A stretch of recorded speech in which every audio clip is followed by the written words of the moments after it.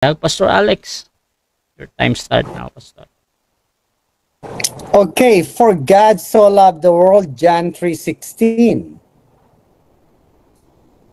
Whosoever believeth in him will not perish, but have everlasting life. I believe in God. I believe in God. Different timeline, different situation. Before the resurrection, you have to trust God as a king, as the Son of Man, as the Son of God, as the Messiah. It did not happen because the religious Pharisees, they killed him. What did they say? Instead of believing him, it says, crucify him. Crucify him. So what happened? Salvation got into Gentiles. They used to pray repetition, vain repetition, as the heathen do, as the Catholic still doing right now. So after the resurrection, here comes Apostle Paul. What did Apostle Paul say? I am the apostle for the Gentiles. So what did he preach? 1 Corinthians 15, 1 through 4, the death, the burial, and the resurrection of Jesus Christ. If you believe this gospel, you are saved. And I don't think you understand the meaning of saved Christian. This is circumcised with a circumcision made without hand. In Colossians 2, 10, 11, we are complete in the eyes of God. We have our own judgment seat of Christ because we are a saved Christian. Our body, the work of our body will be judged according to the work that we did, whether it will be good or bad.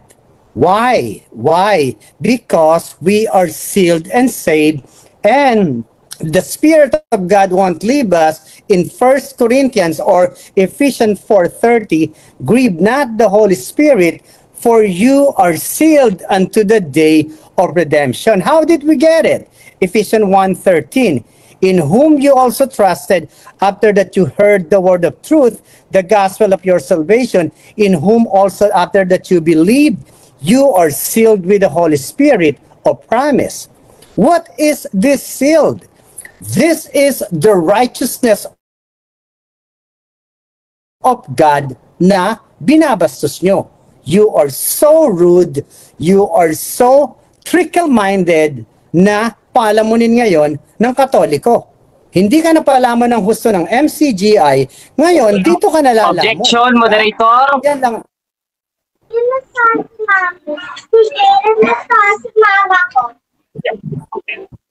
Please do not attack personally. This is a doctrinal debate, not a personal debate. Pambihira ka naman, no? Gawin mo may kaayusan, Brad. 14:40 ng unang Korinto.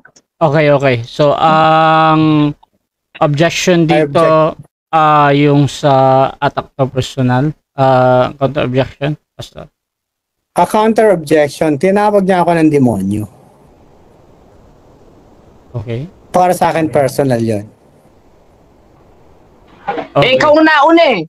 Okay. Unang-una, hindi personal yon, may batayan ako. 8:44 ng 1, hindi ka lang demonyo. Anak ka na ng demonyo. Brother Jared. Ganito, bro. Ganito, bro. Sundan natin ang rule. Ganito, mga kapatid, ha. Yung salitang demonyo, hindi talaga bawal sa akin yon. Pati yung salitang kalamunin, hindi bawal sa akin yon. However, mga kapatid, kung kayo ay na-offend sa mga ganyang salita, sinasabi ko sa inyo na kung pwede at sasabihin kong hindi muna gagamitin pag na-offend yung dalawang kabilang panig. However, wala kayong nalalabag kahit pabanggitin yung mga ganun na salita. At yun, tuloy-tuloy lang, Pastor. Timeless yun. Okay, ang kalaban ko ay gutom na apologist na I don't know if he can understand what I'm talking about. Okay. Now, being saved Christian, we are justified. I don't know if you know the meaning of justified. Well, let me tell you. Justified means we are no longer sinners in the eyes of God because we have faith from His blood. Romans 5:9. We are reconciled with His blood.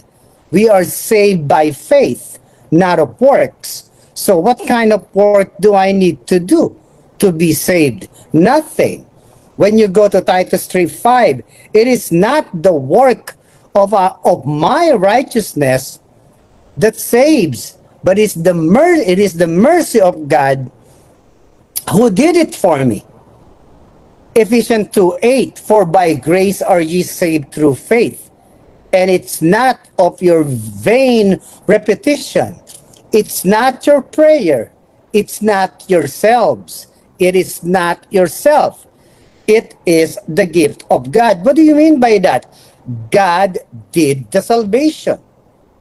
God did the salvation. So do you know the meaning of sanctification? I bet you don't. The sanctification is the daily living of Christianity, how to perfect the life on earth, which is impossible to be perfected. So how can you save yourself with perfection? To go to the church, eat,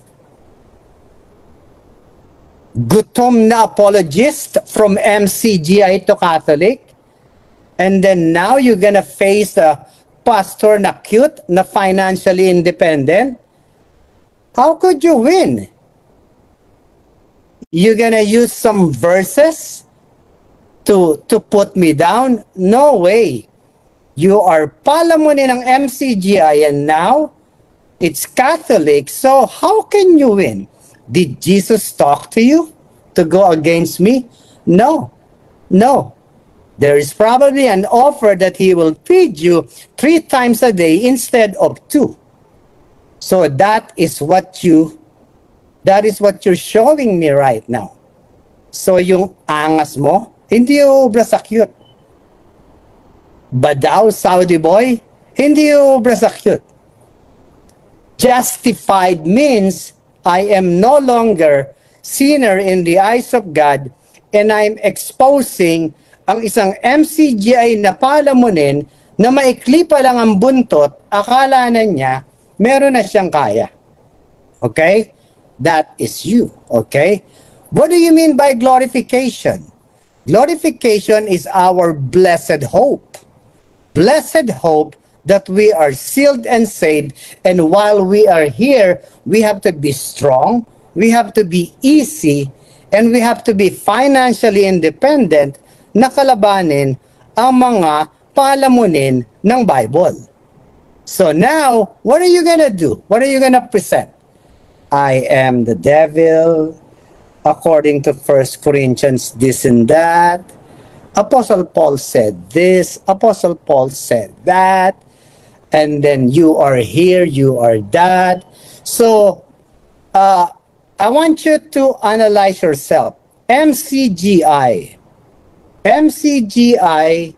from cult to another cult. That's what you did. Diba? So now, once saved, always saved is biblical because we are sealed and saved, and this is the work of God. This is not the work of man. This is not the work of MCGI. In my eye, you're still MCGI. Why? Because from palamunin ng MCGI, it's still palamunin ng Catholic, there is no changes. It's probably added, they probably added another meal. So you used to protect MCGI just because of little extra meal you have to go to Catholic Church. So how can you win? Diba? How can you win? So I think let us just make it simple. Ang kalaban ko ngayon ay isang gutom na apologist, at inuunahan ko lang kayo na ito ay demonyo na maliit, at bago pa humaba ang sungay nito, ay tatagpasin ko na. So, Brother Russia, I'm ready for the questions.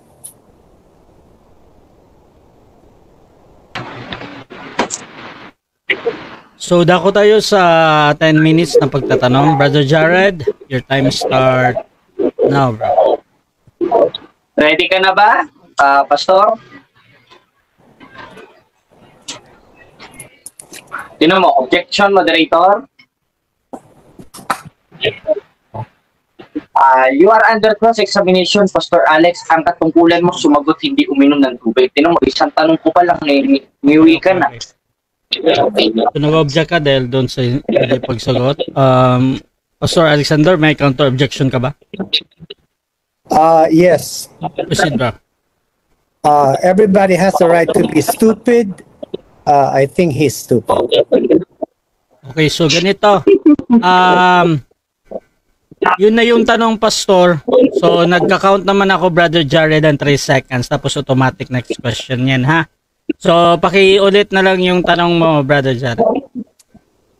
Okay, aking tanong. Sabi mo kanina ako ay palamunin ng Catholic Church. Tinatanggap po ba ito? Yes or no? Yes. Yes, tinatanggap ko yan dahil sa itsura mo po lang, gutom na gutom ka na. Next question. Ayun, asan mabasa sa main doctrine ng Catholic Church o Catechism of the Catholic Church na si Jared Almasora letra por letra ay palamunin? Meron ka bang mababasa? Meron o wala? Meron sa pagkakaintindi ko. Sa pagkakaintindi ko, ako nagsasalita. Ako nagsasalita. Meron dahil sa itsura mo pa lang. Dati, mo, ipit na agad. Ang tanong ko sa kanya, hindi ayon sa sarili ko, kundi ayon sa Catechism of the Catholic Church. Moderator.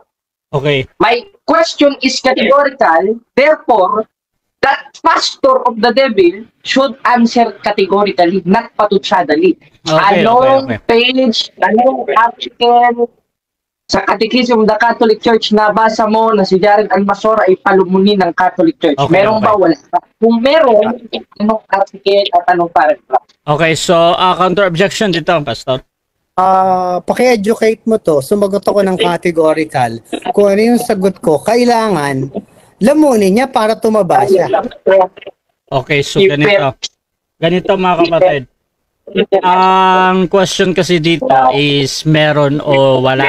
Sumagot naman yung kabila na meron, Brother Jared, pero yung pagpapaliwanag niya, bro, kahit para sa iyo ay mali yun or tama yun, tuloy-tuloy pa din yan. So, Pastor Alex, 20 seconds sa yung merong mababasa. Proceed, bro. Meron kasi sa itsura mo pa lang, palamunin ka na. Tingnan mo itsura mo, from MCGI to Catholic Church, tingnan mo itsura mo, di ba? Mukhang hindi ka pa kumakain. Next question. Okay, next question. Ngayon meron, anong paragraph at anong pahina sa Catechism of the Catholic Church na mababasa na si Jared Almasora ay palamunin ng Iglesia Katolika Apostolika Romana? May papakita ka ba? Meron o wala? At kung wala, nagsisinungaling ka ba ngayon? Wala dyan. Nasa pag-intindi ko at nasa ebidensya ng mukha mo, mukhang hindi ka pa kumakain. Kasi tingnan mo itsura mo, mukhang gutom na gutom. Next question. Next question. Saan mababasa sa Biblia na si Jared Almasora ay hindi pa kumakain ngayong araw na ito? Sa intindi ko, nakikitang-kita ko ang itsura mo. So, moderator. Wait lang, time stop muna. Objection mo na, bro Jared. Ang sabi ko, saan mababasa? Hindi ko sinabing saan sa pagkakaintindi mo. You are under cross, matuto pa sumagot sa tanong. Di ba, na lang kung hindi ka talaga tunay na Kristiyano. Okay. Pastor ka pa man din. Objection dito, saan yung naghahanap ka kung anong book or something. Pastor Alex, meron ka bang counter-objection nun? Sagutin ko na lang. Okay, so proceed, bro. 20 seconds. Saan daw? Wala ka sa Bible. Wala dyan sa Bible. Nasa itsura mo ngayon yung kapayatan mo at isang bulati na lang hindi pumipirma, tigo ka na. Objection, moderator! Isang objection lang, bro. Every question, bro. Proceed sa next question. Sige. Next question. Ayon sa iyong binasa sa John 3:16, meron ka bang nabasang once saved, always saved? Categorical question. Meron o wala? Meron sa pagkakaintindi. You have eternal life. When you have eternal life, you are once saved, always saved. Next question. Next question. Ayon, pag natanggap mo yung eternal life o si Kristo, may pag-asa bang lumaya sa iyo si Kristo? Meron o wala? No, hindi na siya aalis kasi sabi niya, I will never leave you nor forsake you. Next question. Okay. Ayon sa 13:5 ng ikalawang Korinto, ang sabi ni Pablo, maliban na nga kung kayo'y itinakwil na. Tanong, sino itong magtatakwil? Ikaw o si Kristo? Categorical. Si Kristo, pero ang sabi niya, hindi kanya itatakwil because I will never leave you nor forsake you. Next question. Ngayon sabi mo si Kristo, kapag nilayasan ka ni Kristo, mawawala ba ang kaligtasan mo ayon sa 13:5 ng ikalawang Korinto? Mawawala o hindi mawawala? Hindi mawawala. Ang sinabi niya, kapag itinakwil ka. Hindi niya sinabing itinakwil ka. So, dahil ang understanding mo ay pang baby pa lang, kapag itinakwil, sabi niya, I will never leave you. Mag-aaral ka pa, Pogi. Next question.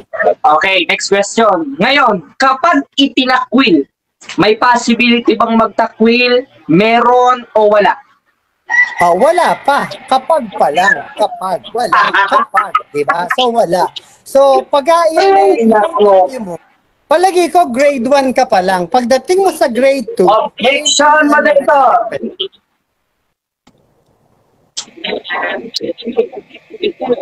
Personal attack na naman ng pastorutot na ito.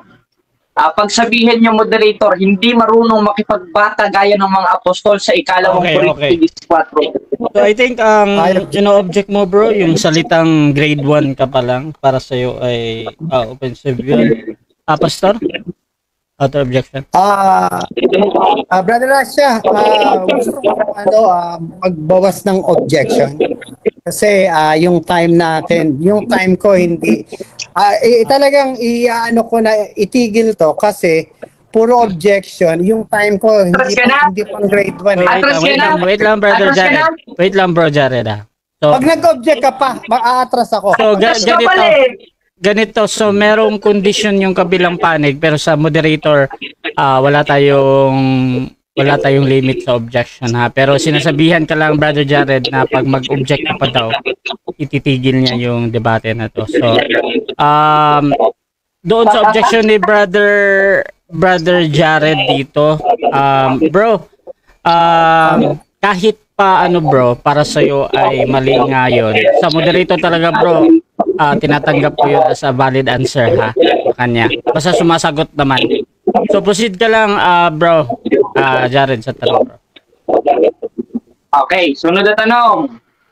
Sabi mo kanina, once saved, always saved is biblical. Meron ba sa synoptic gospel ni Kristo sa tatlong aklat na may mababasa kang itinuro ni Kristo sa mga apostol letra por letra o SAS? O-S-A-O-S. Meron ba? Wala. At kung meron, anong kapitulo? John 3:18. John 3:18 nakalagay doon, if you believe, you have eternal life. If you don't believe, you are condemned. When you have eternal life, you are once saved, always saved. Next question. Next question. Okay, ngayon, doon sa John 3:18, meron ka bang nabasang once saved, always saved? Meron o wala? Meron. In understanding. Eternal life, once saved, always saved, is the equivalent of yung matalino. Kasi pag pang grade 1, hindi maintindihan yan. Next question. Sinong Bible scholars ang nagsabi sa 1:18 na binasa mo ng Book of John na yan ay pumapatungkol sa once saved, always saved at may sentido diyang once saved, always saved? Sino? Peter Rachman, Robert Breaker, Jean Kim, Charles Stanley, and many more. Next question. Next question. Okay, next question. Sa 10:18 na binasa mo kanina ng John, meron bang sinabi si Kristo na one save, always save, letra por letra? Meron o wala? O nakalagay lang dyan, eternal life? Not in 10:18. Not in 10:18. In Objection ko na rin po. 3:18. Categorical at po. Sa talatang binasa niya kanina. Wait lang bro. Oh, wait lang bro. Ganito, Brother Jared. Brother Rasha, verification lang kasi dahil nga grade 1 to, hindi 10:18 ang binasa ko, 3:18. Okay, so yung clarification mo naman nandun. Pero ipinapastop ko kasi si Brother Jared. Bro, mauna ka talagang mag-object. Kasi sumasagot na sana. Pero akala ko ay nag-i-insert ka pa. So, ganito bro. Anong objection mo muna tapos proceed tayo sa counter-object? Yung objection ko, dun sa binasa niya kanina sa Book of John 18, anong nakalagay doon? Eternal life o one save, always save categorical? Okay, so Yun po ang object ko, I Moderator. think yun lang yung Counter-objection muna. Counter-objection. inulit mo lang yung tanong mo bro plus doon sa ano pa ha. Bro Alex, inulit. Counter-objection ko, anong verse ba ang binasa ko? Hindi ko Clarification yan. Binasa niya kanina 18 ng 1. Yan. Oh, Bihira ka John naman. 3:18. Sarili mo John sa 3:18. Okay. John 3:18. Okay. John So 3:18. go ahead and ask me again. Okay, so patanong daw ulit. Pabalik. Time stop pa din to. Okay. In John 3:18, meron bang sinabi dyan na one save o eternal life categorical? Eternal life Proceed. is equivalent to one saved, always saved. Next question. Next question. Okay. Saan mababasa sa Biblia sa Synoptic Gospel ni Cristo letra por letra that the eternal life is equivalent to one save, always save, letra por letra? Meron o wala? John 3:16. If you believe, you have eternal life. Eternal life means one saved, always saved.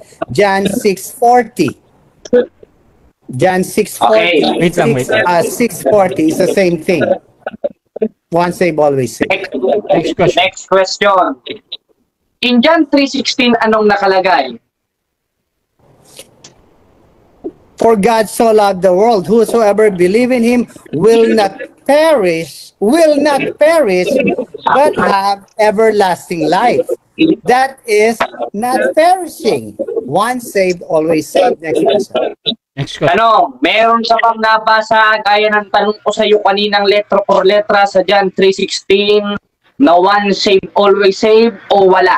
Na ikaw mismo ang nagbasa. Ngayon Yes, in understanding. Kasi dahil grade 1 ka, hindi mo yun maiintindihan. Maghahanap ka ng bagay na hindi mo makikita kasi grade 1 ka pa lang. Hindi ka pwede sa super cute. Next question. Next question. Ngayon, saan mababasa sa Biblia na si Jared Almasora, letra por letra, na sinabi ni Cristo ay grade 1 pa lang?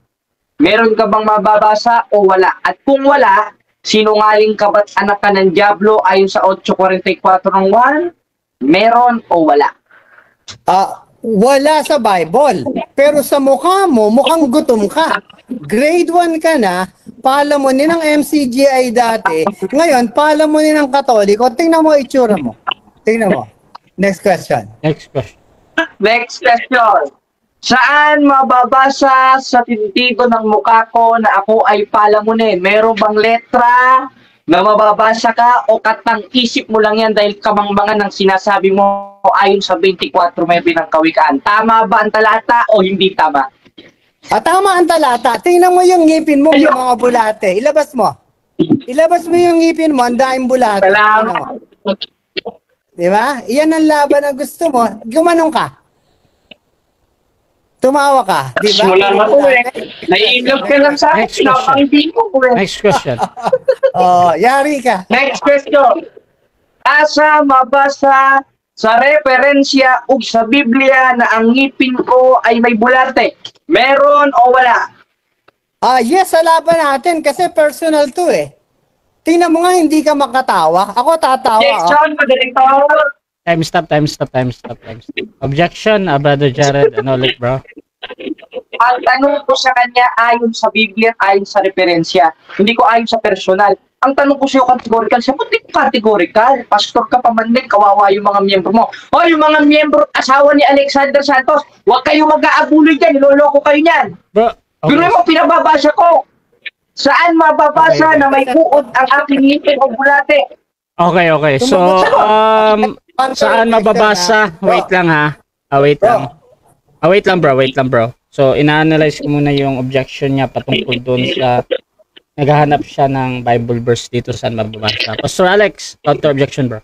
Counter objection ko, Brad, isang objection pa, panalo na siya sa objection, titigil ko na to. Isang objection. Duwag. Okay. So, wait lang, bro, Jared. Sabi ko, Wait lang, bro, Jared. Brad, sabi ko, wala dyan. Nasang Okay. ngipin niya. Wala. Sumagot ako ng categorical. Okay, so, again, bro, Jared, sumagot naman dito, wala daw. Tinatanggap ko yan as a valid answer. However, yung pagpapaliwanag bro, talagang valid yan. Kahit pa para sa'yo ay mali or tama yan. So, Pastor, proceed ka, Pastor. Okay. Yung wala. Yeah, wala. Pero yung ngipin ko, pakikita ko, walang bulate yan. Maniwala ako, kung pakita mo yan, dito, ilabas mo, makikita natin may bulate. Kaya no, may lumalabas. Next question. Next question. Kung sabi mo may lumalabas, meron ba ngayong lumalabas? Meron o wala? Tayo, patulad kita dyan. Sungke. May sungke. Next question. Objection, moderator? Objection again? Brad, tama na to, Brad. Sumagot ako ng tama na to, Brad, tigil na lang. Okay. Takot ka na. Takbo na. Takbo na ang O mga kapatid, Okay, panoodin okay. ninyo. Takbo ang pastor ng Baptist na ito sa diskusyon. Okay na. Sa makatwid, mismong si Cristo, tinatakbo niya ayon sa 12:48 ng 1. Ayaw lumaban ng aral sa aral. Okay, Personal pa ng okay personal. na. Kanina pa yan. So, ganito na lang mga kapatid ha. Hindi mo kasi kayang tingnan yung once and always ito. Wait lang, Brother Jared. Yan ang hirap sa'yo, Ganito, Pastor bro. Alex. Sa debate mo ganito, bigyan ko na lang kayo ng last statement, 1 minute. At 80, official ng tinitigil ni Pastor Alex yung kanyang yung debate na ito. So, unahin natin yung sa affirmative. 1 minute muna, bro. Last statement, bro, sa ating audience. Okay, pasensya na kayo kaya ako lang nilabanan talaga to. Maraming salamat sa ganitong klase. Akala ko kasi nagbago na. So wala pa palang pinagbago. So pasensya na kayo. Kailangang tumakbo ako dahil panalo siya Wait lang, sa bro. objection. So brother Rasha, pasensya na rin. At hindi ko rin kasi nakikita na magiging maganda to. So mabuti pang itigil na. Pag sinabi niya at ready na siya sa verse by verse, then babalikan ko siya. At last statement din kay Brother Jared, bro. Yan mga kapatid, nakita natin kung paano natakot sa objection ito sa rules para merong kaayusan sa 14:40 ng unang Korinto. Sa makatwid, itong pastor na ito talagang antikristo. Dahil mismong yung utos ni Kristo para sa kaayusan itinatakul niya. Dahil ang sabi ni Apostol 1 sa 12:48 ng 1, ang nagtatakul kay Kristo, nagtatakul sa utos ni Kristo. At isa sa utos ni Kristo na pinasulat sa mga apostol, 14:37 ng unang Korinto, 14:40 of 1 Corinthians, yung kaayusan. Kaya nga nilagay yung objection para mag-object any question eh. Ngayon, bakit nag-o-objection? Kasi hindi ka marunong sumagot sa tanong. You are under cross-examination. Matuto kang sumagot sa tanong, yes or no, 5:37 ng Mateo, meron ba, wala, asan mabasa. Hindi ayon sa sarili mong opinion. Dahil ang tema natin ayon sa Biblia, hindi ayon sa pagmumukha ko, hindi ayon sa pagmumukha mo. Kung gusto mong personal, meron namang boxing. Pero hindi ako lalaban nun. Di balik kung dati papatulan kita. Time. Pero ngayon, nabago ko. Time na, bro. Thank you, bro. Salamat. At So, paano si Alexander Santos sa diskusyon na ito? Okay na, bro. So, Panalo ka. dyan nagtatapos mga kapatid ang debate natin.